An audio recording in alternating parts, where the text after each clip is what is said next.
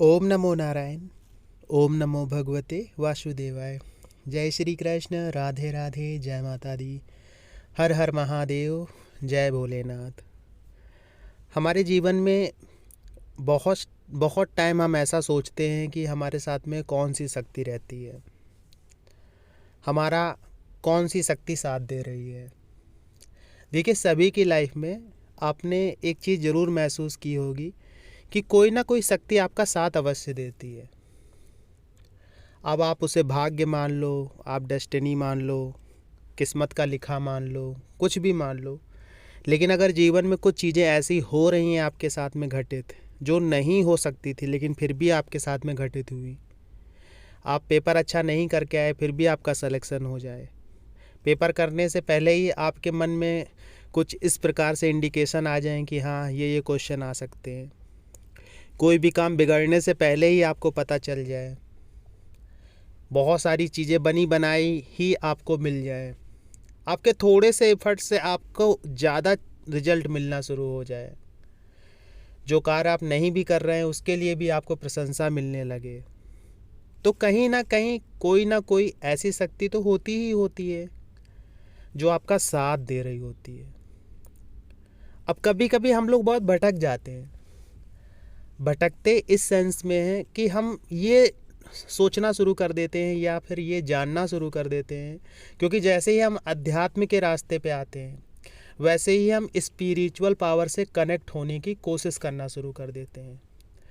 क्योंकि जब हम पढ़ रहे होते हैं, जब हम डिग्रियां पा रहे होते हैं, तो हम कहीं ना कहीं स्पिरिचुअल थिंकिंग से बहुत दूर हट चुके होते हैं। हर चीज़ को साइंस की नज़र से देखते हैं कि ये विज्ञान है, यहाँ पे ये ऐसे होता है, ये वैसे होता है। हर चीज़ को समझने का प्रयास करते हैं। फिर जैसे जैसे जीवन बढ़ता जाता है फिर वैसे वैसे हम अध्यात्म की तरफ जाते हैं। लेकिन फिर भी हम दिमाग में ये चीज़ें रखे रहते हैं कि इसका प्रमाण नहीं है, इसका प्रूफ नहीं है, ये कैसे हो गया। मतलब हर वक्त ये दिमाग में सवाल चलता रहता है कि ये कैसे हो रहा है, ये कहाँ से हो रहा है, इसके पीछे क्या कारण है। ये सारी चीज़ें हमारे माइंड में चलती रहती हैं। लेकिन स्पिरिचुअल थिंग्स ऐसी होती हैं जहाँ पे साइंस बहुत दूर दूर तक रहती है, क्योंकि कुछ चीज़ें इसमें ऐसी होती है जिस पे आप प्रूफ नहीं दे सकते। आपको आभास हुआ, आप समझा नहीं पाएंगे। आपको दर्शन, देव दर्शन हुए, आप किसी को दिखा नहीं सकते, क्योंकि आपने इतनी तपस्या की, आपने इतना जाप किया, आपने इतनी पूजा पाठ की, भगवान से लगाव किया, कितने सारे नियम में आप रहे, संयमित रहे, सादा जीवन, उच्च विचार करके आपने भगवान की सेवा की। उसके बाद में आपको ये रिजल्ट मिला। तो वो रिजल्ट सोचिए, जिसने कुछ नहीं किया उसे कैसे आप दिखा सकते हैं कि ये देखो भगवान है। हाँ, आप उन्हें आभास बता सकते हैं, अपने जीवन का बदलाव दिखा सकते हैं, बहुत सारी चीज़ें ऐसी हैं जो आप समझा सकते हैं, लेकिन आप उन्हें भगवान के दर्शन नहीं करा सकते। तो ये आप प्रमाण के रूप में नहीं दे सकते हैं। तो जब आप स्पिरिचुअली कनेक्ट होना शुरू हो जाते हैं भगवान से, एक समय ऐसा आता है कि हर व्यक्ति स्पिरिचुअली कनेक्ट होना शुरू करता है। चाहे वो दुख के समय में हो, या फिर कोई गुरु मिल गए हो उनको, या फिर उनका समय अच्छा चल रहा हो, फिर भी उनका एक झुकाव होना शुरू हो जाए भगवान के प्रति, तो स्पिरिचुअली कनेक्ट हर व्यक्ति होना शुरू हो जाता है। फिर जब कनेक्ट होना शुरू होता है तो शक्तियों के बारे में जानना शुरू करता है, देवी देवताओं के बारे में जानना शुरू करता है। यहाँ पे ये शक्ति है, वहाँ पे वो शक्ति है। फिर कहीं ना कहीं से उसे ये भी पता चलता है कि हमारे घर में भी शक्तियाँ होती हैं, घर के देवता होते हैं, कुल देवी होती हैं, कुल देवता होते हैं, स्थान के देवता होते हैं, ग्राम के देवता होते हैं, या फिर स्थान की देवी, स्थान के देवता, स्थान की देवी, ग्राम के देवता, ग्राम की देवी, नगर के देवता, नगर की देवी, क्षेत्रपाल भगवान। ये सारी चीज़ों का ज्ञान धीरे धीरे करके होना शुरू हो जाता है। अब होता क्या है कि जब ये सारी चीज़ें पता चलती हैं तो हम ये सोचते हैं कि आखिर इनमें से कौन सी ऐसी शक्ति है जो हमारा साथ दे रही है। कभी कभी कोई घर की कुल देवी होती है जो बहुत पुश्तों से, जिनकी पूजा होती आ रही होती है कई पीढ़ियों से, वो हमेशा साथ दे रही होती हैं। लेकिन कुछ हमारे गलत कर्मों की वजह से कभी कभी वो शक्तियाँ हमारा साथ देना छोड़ भी देती हैं। तो हम इसमें उलझे रह जाते हैं। मेन बात क्या थी कि हम इसमें उलझे रह जाते हैं कि आखिर कौन सी शक्ति हमारा साथ दे रही है। कुछ ऐसे व्यक्ति हैं जिनके पास में दिव्य दृष्टि रहती है, या फिर कुछ ऐसे व्यक्ति हैं जिनके पास में सिद्धियां रहती हैं। किसी भी की भी सिद्धि हो सकती है, चाहे वो इत्र योनि की सिद्धि हो या किसी देवी की सिद्धि हो। वो बता देते हैं कि आपके साथ में ये शक्ति है, आपके साथ में ये शक्ति चल रही है, आपको इनका आशीर्वाद मिला हुआ है, या फिर ऐसा है या फिर वैसा है। ये सारी चीज़ें वो बता देते हैं। लेकिन ऐसे व्यक्ति तक पहुंच इतना आसान नहीं है, आप भी जानते हैं, क्योंकि ऐसे व्यक्ति बहुत कम हैं जो आपको मिल पाए। अगर मिलेंगे भी तो उन तक आपकी पहुंच हो नहीं पाएगी। और कुछ ऐसे भी हैं जो जिनके पास में ऐसी शक्तियां हैं, गंदी शक्तियां हैं, जो इत्र योनि की शक्तियां होती, भूत प्रेत पिशाच चुड़ैल इत्यादि की सिद्धियां करके रखते हैं। फिर वो लूटेंगे आपको, क्योंकि कुछ चीज़ें आपकी बता देंगे, फिर आप उनके झांसे में आ जाएंगे और जो वो कहेंगे फिर आपको करना पड़ेगा। ऐसे में आप बर्बाद भी हो, फिर आपका विश्वास हटना शुरू हो जाता है शक्तियों के प्रति कि लोग लूटते हैं। तो ऐसे भी लोग हैं। तो सबसे अच्छी चीज़ क्या है कि हम इसके बारे में सोचें ही ना कि आखिर कौन सी शक्ति हमारा साथ दे रही है। फिर आप ये सोचेंगे, अगर हम सोचेंगे नहीं कि हमारी शक्ति कौन सी हम शक्ति हमें साथ दे रही, तो फिर हम कैसे जानेंगे। देखिए, आपके जो घर के देवी देवता होते हैं, आपके जो पितृ देवता होते हैं, आपके जो कुल देवी देवता होते हैं, यही आपका साथ दे रहे होते हैं। आप भले इनके बारे में ना जानते हो, आप भले इनका नाम ना जानते हो, लेकिन घूम फिर के यही शक्तियाँ आपका साथ दे रही होती हैं। अब ये साथ देने की इनकी जो एक क्षमता होती है, उसकी भी एक लिमिट होती है। ऐसा नहीं है कि ये आपके लिए सब कुछ कर देंगी, आप जैसा चाहोगे वैसी ज़िंदगी पलट देंगी आपकी, नहीं, क्योंकि इनके पास भी शक्ति नहीं होती है उतनी ज़्यादा। तो इनको शक्ति मिलती कैसे है? इनको शक्ति मिलती है आपके जाप से। थंबनेल में लिखा है ना कि कोई भी शक्ति कार्य कैसे करती है, वो कार्य ऐसे ही करती है। क्योंकि जब भी आप जाप करते हैं तो जाप करके देवी देवताओं को क्या करते हैं, समर्पित करते हैं। अब बहुत सारे लोग समर्पित ही नहीं करते होंगे, जाप किया और हाथ जोड़े चले आए। जाप करने के बाद में थोड़ा सा जल हाथ में लीजिए और भगवान से बोलिए कि हे प्रभु, हमने आपके मंत्र का जाप किया, अज्ञानतावश अगर हमसे कोई भूल हो गई हो, चूक हो गई तो क्षमा करिएगा। ये जप हम आपको समर्पित करते हैं, आप अपना आशीर्वाद हम पर बनाए रखिए। ऐसे कह के जल को भूमि में छोड़ देना है। तो जाप आपने किया, समर्पित कर दिया। अब उनको जाप मिल गया, समर्पित मिल गया, तो समर्पित हो गया। तो क्या हुआ कि ये जो जाप होता है ये उनके लिए पावर का काम करता है, शक्ति का काम करता है। एक तरह से आप ये मान लो कि वो बैटरी है, आप उन्हें चार्ज कर रहे हैं। जैसे जैसे वो चार्ज होते रहेंगे तो उनकी शक्ति बढ़ती रहेगी। तो आप जब जाप करते हैं तो उनकी शक्ति बढ़ती है, आप जब पूजा पाठ करते हैं तो उनकी शक्ति बढ़ती है। किसी भी देवी देवता का आप जाप करेंगे वो उनके थ्रू ही होके जाता है। आपका जो जाप है, आपकी जो पूजा है, आपके घर के देवता ही वहाँ तक पहुँचाते हैं, उन देवी देवताओं तक। आपके जो कुल देवी देवता हैं उन्हीं के थ्रू आपका जो पूजा पाठ है वो जाता है भगवान तक। सीधे आपकी पहुंच भगवान तक नहीं होती। ऐसा नहीं कि आपका डायरेक्ट 1-to-1 कम्युनिकेशन सीधे हो गया भोलेनाथ से।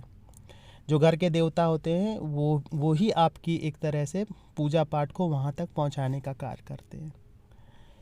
तो ये सारी चीज़ें आपकी लाइफ में घटित होती हैं। तो मेरा कहना आपसे यही है कि आप इन सब चीज़ों में ज़्यादा अपना समय मत बर्बाद करिए, किसी के चक्कर में मत फंसिए कि आपको कोई बेवकूफ़ बना सके कि हम आपको बताएं कौन सी शक्ति चल रही, क्या है आपके अंदर, ये पावर है, आपके अंदर वो पावर है। क्योंकि जो शक्तियाँ आपके साथ हैं, अगर आप उनको जाप मिलेगा, उनको पूजा पाठ मिलेगी, उनके लिए आप भोग प्रसाद इत्यादि करेंगे, नियम से उनके लिए पूजा करेंगे, नियम से उनकी सारी चीज़ें करेंगे, तो वो आपको अपना आशीर्वाद देते ही देते हैं। और आशीर्वाद के रूप में क्या होगा, आपकी जो चीज़ें आपके किस्मत में लिखी हैं वो तो कटेंगी ही नहीं, मतलब वो तो मिलनी ही मिलनी है। लेकिन कुछ चीज़ें ऐसी होती हैं जो आप चाहते हैं और आपकी किस्मत में नहीं होती हैं, वो भी मिलना शुरू हो जाती हैं। कभी कभी क्या होता है कि हम बहुत मेहनत करते हैं, लेकिन अपने सक्सेस होने यानी सफलता पाने में थोड़ा सा चूक जाते हैं। आपने देखा होगा बहुत सारे बच्चे हैं जो आधे नंबर से फेल हो गए। आधा नंबर अगर आ गया होता तो शायद उनका सिलेक्शन हो गया होता किसी सरकारी नौकरी में या कहीं पे।